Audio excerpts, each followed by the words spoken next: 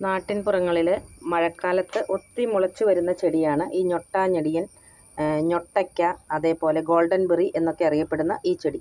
ഒത്തിരി ഔഷധ ഗുണങ്ങളുള്ള ഒരു ചെടി കൂടിയാണ് കേട്ടോ ഇത്. ഇതിന് ഗോൾഡൻ ബെറി എന്ന പേര് കൂടി ഉണ്ട്. അതേപോലെ തന്നെ ആപ്പിൾ, മാതളം എന്നിവയേക്കാൾ കൂടുതലായിട്ട് ആൻറ്റി ഓക്സിഡൻറ്റുകൾ അടങ്ങിയിട്ടുണ്ട് എന്ന് പറയപ്പെടുന്നു.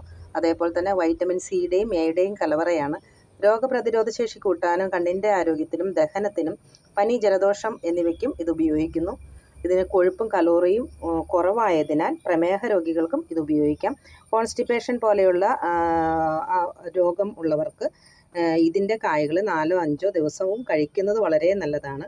അപ്പോൾ ഇത്രയും ഔഷധ ഗുണങ്ങളുള്ള ഈ ചെടിയുടെ മാർക്കറ്റിലൊക്കെ ഭയങ്കര വിലയാണ് ഇതിന്. അപ്പോൾ നമ്മൾ നമ്മുടെ വീട്ടുമുറ്റത്തൊക്കെ കാണുന്നത് നശിപ്പിച്ച് കളയാതെ നമ്മളിത് ഉപയോഗിക്കാനായിട്ട് ശ്രദ്ധിക്കുക.